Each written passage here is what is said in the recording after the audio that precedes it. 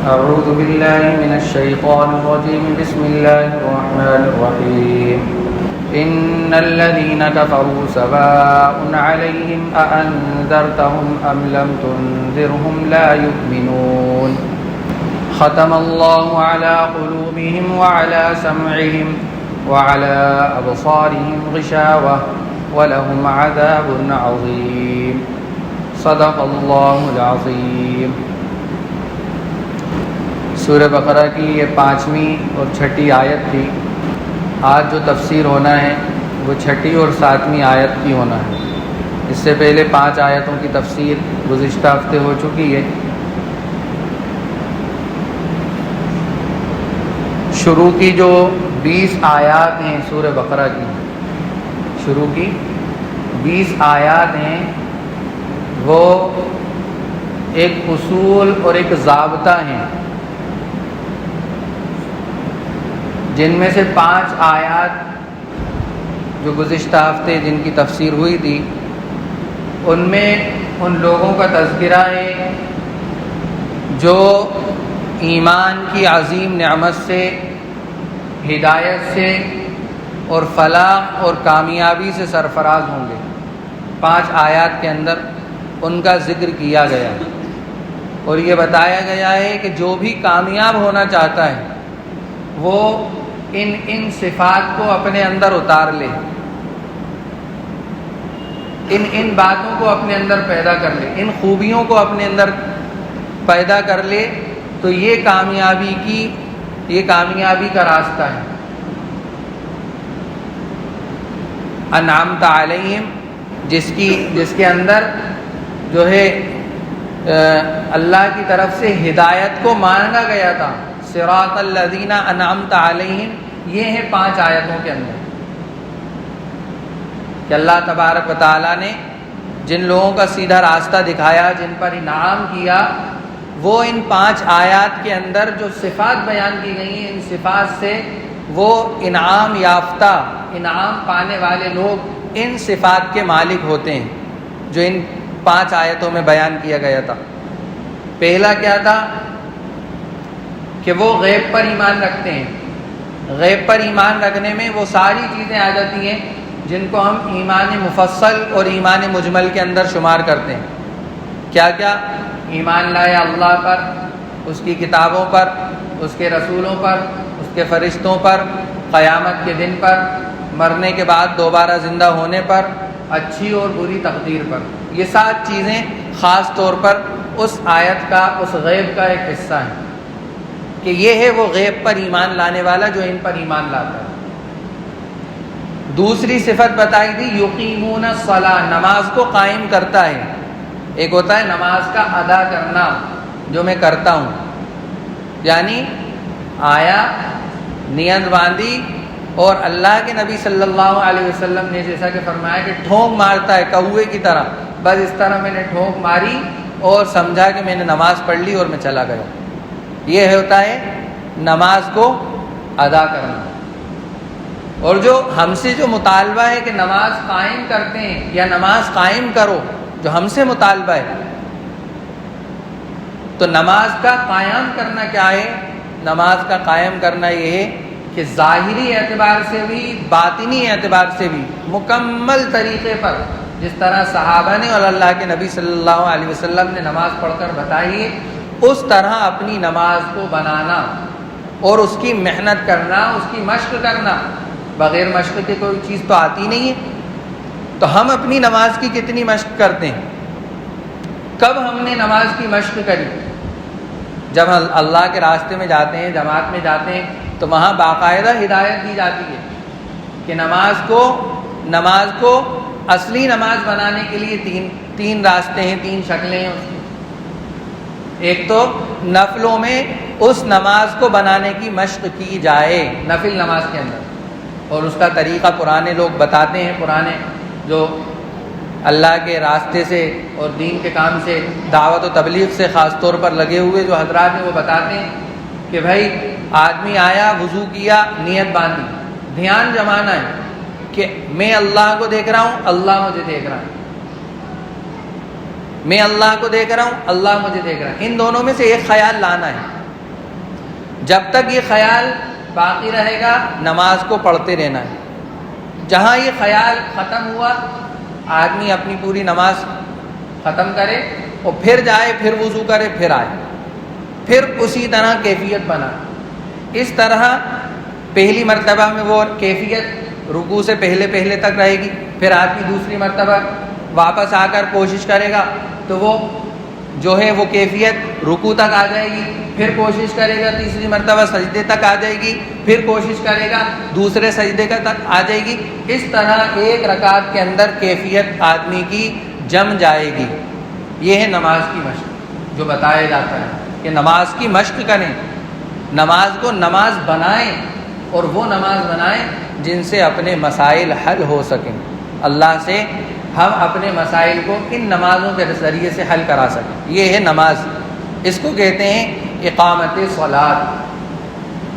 قد قامت الصلاۃ، اقامت صلاۃ، اقیم الصلاۃ، یقیمون الصلاۃ. یہ ہے نماز کو قائم کرنا.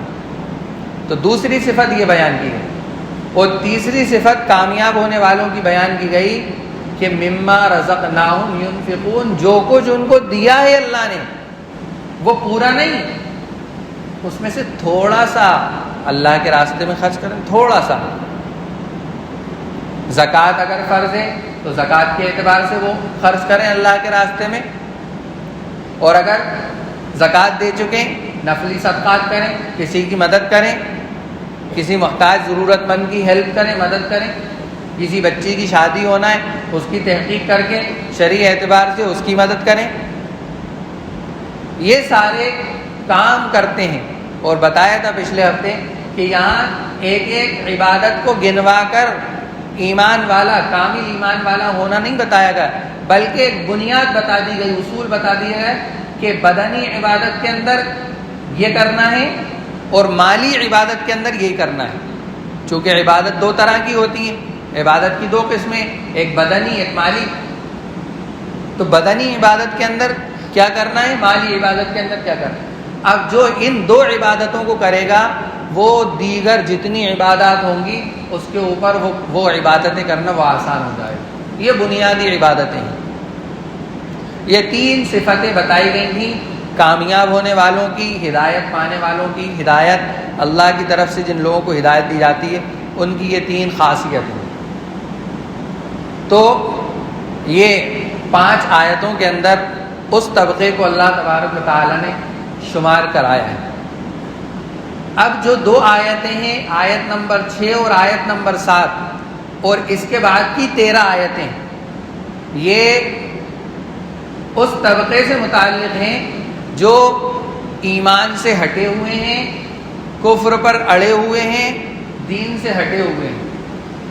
جن میں سے 2 آیتوں کے اندر ایسے ایمان سے ہٹے ہوئوں کو شمار کیا گیا ہے جو ظاہری اعتبار سے اور باطنی اعتبار سے دونوں طرح سے واضح ہیں، جن کے اندر آدمی کو شک کرنے کی گنجائش نہیں، جس کے اندر شک نہیں ہو سکتا آدمی کو کہ یار یہ ایمان والا ہے یا غیر ہے، شک نہیں ہو سکتا اس میں. ایسے 2 لوگوں کو، ایسے ہی لوگوں کو یہاں بیان کیا گیا. کیا؟ ان الذین کفروا. ترجمہ سن لیں اس کا. ان الذین کفروا سواء علیہم اانذرتہم ام لم تنذرہم. کہ یقیناً وہ لوگ جنہوں نے کفر اختیار کیا برابر ہیں سواء علیہم آپ کے نزدیک، اانذرتہم ام لم تنذرہم آپ ان کو ڈرائیں یا نہ ڈرائیں، دونوں باتیں ان کے اندر برابر ہیں. ان کو کوئی فرق پڑنے والا نہیں ہے، آپ ان کو ڈرائیں یا نہ ڈرائیں. ام لم تنذرہم لا یؤمنون. کیا برابر ہے؟ یہ بات کہ وہ ایمان لائیں گے ہی نہیں. لا یؤمنون، ایمان نہیں لائیں گے. آپ ان کو ڈرائیں یا نہ ڈرائیں وہ ایمان لائیں گے ہی نہیں. یہ بات برابر ہے ان کے طرف. کیوں نہیں لائیں گے؟ اس لیے کہ ختم اللہ علی قلوبہم، اللہ تبارک و تعالیٰ نے مہر لگا دی ہے ان کے دلوں کے اوپر، وعلی سمعہم اور ان کے کانوں کے اوپر، وعلی ابصارہم غشاوۃ اور ان کی آنکھوں کے اوپر پردہ پڑا ہوا ہے، پردہ ڈال دیا گیا ہے. وَلَهُمْ عَذَابٌ عَظِيمٌ، اور ان کے لیے ایک بڑا عذاب ہے. کہ یہ وہ طبقہ ہے جس کو واضح طور پر بتا دیا گا کہ ہاں یہ ایمان نہیں لائیں گے. اب جو آگے کی 13 آیتیں ہیں ان کے اندر ان لوگوں کا ذکر کیا ہے جو ظاہری اعتبار سے تو دکھتے ہیں کہ ہاں مسلمان ہیں، لیکن اندرونی اعتبار سے وہ اسلام کے دشمن ہیں، اسلام کے مخالف ہیں، دین کے مخالف ہیں، نبی کے اور مذہب اسلام کے اور قرآن کے مخالف ہیں، ہر ایک کے مخالف ہیں. ان کو ہم منافقین کے نام سے جانتے ہیں، اور منافقین قرآن نے لقب دیا ہے ان کا کہ وہ منافق ہیں. اوپر کفار تھے، یہ منافق ہیں. آگے کی 13 آیتوں کے اندر ان کو بیان کیا گیا، اور کفار کے لیے صرف 2 آیتیں واضح طور پر بتا دی کہ یہ کافر ہیں، یہ ایمان نہیں لائیں گے. اب ان کے دل پر مہر لگا دی، کانوں پر مہر لگا دی، آنکھوں پر پردہ ڈال دیا. لیکن منافق جو ہوتا ہے، منافق سب سے خطرناک عذاب اللہ کے ہیں اس منافق کا ہوگا، جو ظاہری اعتبار سے کچھ ہو، اندرونی اعتبار سے کچھ ہو. ایسے لوگوں کو تو یہاں پر بتایا گیا کہ ان الذین کفروا، ایمان بتایا تھا پچھلی آیتوں کے اندر، ایمان کا جو تذکرہ آیا تھا کہ ایمان کس کو کہتے ہیں، کہ ایمان کہتے ہیں رسول کی بات کو، رسول کے اعتماد پر، خبر رسول کو، اعتماد رسول پر مان لینے کا نام یہ ایمان ہے. کہ اللہ کے نبی نے جو باتیں بتا دی گئی ہیں، چاہے وہ ظاہر ہوں یا نہ ہوں، ہمارے سامنے ہوں یا نہ ہوں، ان باتوں کو اللہ کے نبی کے اوپر اعتماد کرتے ہوئے مان لینا، اس کو ایمان کہتے ہیں. اب یہاں آیا ہے کفر، تو کفر کس کو کہتے ہیں؟ تو علامہ راضی رحمۃ اللہ علیہ نے تفسیر کبیر کے اندر کفر کی جو تعریف کی ہے وہ کی ہے الکفر عدم تصدیق الرسول فیما علم بالضرورۃ مجیئہ بہ، کہ رسول کی اس چیز میں تصدیق نہ کرنا، پیغمبر کی بات نہ ماننا، اس چیز کے اندر جو چیز یقینی طور پر اور واضح طور پر یہ ثابت ہو چکی ہو کہ ہاں یہ بات دین ہے، قطعی طور پر اس کا دین ہونا ثابت ہو چکا ہو، اس کے بعد رسول کی تصدیق نہ کرنا، یہ کفر ہے. اصل میں کفر کہتے ہیں، کفر کے جو اصل معنی ہیں عربی کے اندر وہ ہیں کسی چیز کو چھپانا. اسی لیے کسان جو ہوتا ہے نا، یہ مطلب مشہور نہیں ہے یہ لفظ، لیکن اس کا جو اصل معنی ہے وہ میں بتا رہا ہوں کہ کفر کہتے ہیں کسی چیز کو چھپانے کے. تو کسان کو بھی عربی میں کافر کے معنی میں آتا ہے کسان، لیکن چونکہ وہ مشہور نہیں اس لیے کسان کو آپ کافر نہیں کہہ سکتے. اگر آپ نے کسی سے کہہ دیا تو کیا کرے گا وہ؟ اس کے پاس کیا ہوتا ہے؟ کسان کے پاس کیا ہوتا ہے؟ ہنسیا اور کیا ہوتا ہے؟ ارے آپ لوگوں نے تو دیکھا ہوگا نا، وہ بکھر گھیرتے ہیں تو وہ اس میں جو مٹی جم جاتی ہے اس کو نکالنے کے لیے کیا ہوتا ہے؟ اس میں وہ ایک ڈنڈے کے اندر لوہے کا وہ لگا رہتا ہے، شاید بھالا بھی کہتے ہیں اس کو. ہاں، وہ لے کے دوڑ جائے گا. اگر کسی سے غلطی سے بھی کہہ دیا کہ صاحب تفسیر میں سنا تھا، چلو آج کسی سے کہیں چل کے، تو کیا کرے گا وہ؟ پیچھے دوڑ جائے گا. اس لیے کہنا نہیں کسی سے آپ کو. فلاح کہتے ہیں، جو مشہور لفظ کسان کا وہ فلاح ہے. فلاح رائج لفظ ہے جو کہا جاتا ہے کسانوں کے لیے، کافر رائج نہیں ہے. یہ تو ایک لفظ آ گیا تھا اس لیے چھپانے کے اعتبار، اس لیے کسان کو کافر کہا جاتا ہے کہ وہ دانے کو کہاں چھپاتا ہے؟ ارے دانے کو کہاں چھپاتا ہے؟ زمین کے اندر چھپاتا ہے، اس لیے اس کو کافر. تو کافر کو کافر اس لیے کہا جاتا ہے کہ جو حقیقت اس کے اوپر واضح ہوئی ہے، جو سامنے نظر آ رہی ہے، وہ اس کو چھپا رہا ہے. وہ جان رہا ہے کہ ہاں یہ قرآن ہے، یہ مذہب اسلام ہے، یہ نماز ہے، وہ اس بات کو چھپا رہا ہے، حقیقت کو چھپا رہا ہے، اس لیے اس کو کافر کہا جاتا ہے. تو کفر کے معنی چھپانے کے ہیں. کفر کی علماء اکرام نے 5 قسمیں بتائی ہیں. ایک ہے کفر تکذیب، دوسرا ہے کفر استکبار، تیسرا ہے کفر اعراض، چوتھا ہے کفر ارتیاب، اور پانچواں ہے کفر نفاق۔ پہلا ہے کفر تکذیب، کہ وہ پیغمبر کو جھٹلا دے، پیغمبر کے اوپر جو قرآن نازل کیے گا اس کو جھٹلا دے، مانے ہی نہ سرے سے، یہ ہے کفر تکذیب۔ دوسرا ہے کفر استکبار، تکبر کے اندر آدمی جھٹلا دے، جیسا کہ شیطان نے کیا تھا کہ ارے میں تو آگ کا بنا ہوا ہوں اور یہ تو مٹی کا بنا ہوا، چل بھاگ، ہمارے یہاں تکبر نہیں ہے۔ تکبر کسی کے اندر اللہ کو برداشت نہیں ہے، تکبر تو اللہ کی صفت ہے، اللہ کے سامنے کسی کو تکبر نہیں کرنا چاہیے کہ ارے اپنے پاس تو اپن جو چاہیں کر سکتے ہیں۔ اس لیے کہا ہے کہ زمین میں اکڑ کے بھی مت چلو، تھوڑی سی 2-4-8 دن آدمی جم جاتا ہے اور وہ سینہ تان کے چلنے لگتا ہے۔ وَلَا تَمْشِ فِي الْأَرْضِ مَرَحًا، کہ زمین پہ اکڑ کے مت چلو۔ تو کفر استکبار، کہ آدمی تکبر کی وجہ سے کفر اختیار کر لے، اور تیسرا ہے کفر اعراض کر لے، پیچھا چھڑائے اپنے آپ کا، جیسا کہ نوح علیہ السلام کی قوم کرتی تھی کہ کانوں میں انگلیاں ٹھوس لیتی تھی، آنکھوں پہ پر چادریں ڈال لیتی تھی، اعراض کرتی تھی۔ اور چوتھا ہے کفر ارتیاب، اور پانچواں ہے کفر نفاق۔ نفاق وہی کہ ظاہر میں تو آدمی وہ کر رہا ہے کہ ہاں میں مسلمان ہوں، لیکن وہاں جا کر کفار کے مجمع میں کیا کہہ رہا ہے، ارے ہم تو ان کے راز لینے جاتے ہیں، ہم تو مسلمانوں کے راز لینے جاتے ہیں۔ مخبر،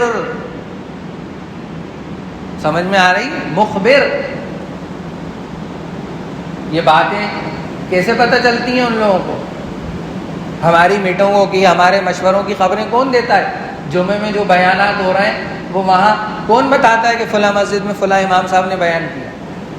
مخبر، خبر لینے آ رہا ہے، وہ خبر لے کے جا رہا ہے۔ منافق ہے، یہ بھی نفاق کی ایک قسم ہے۔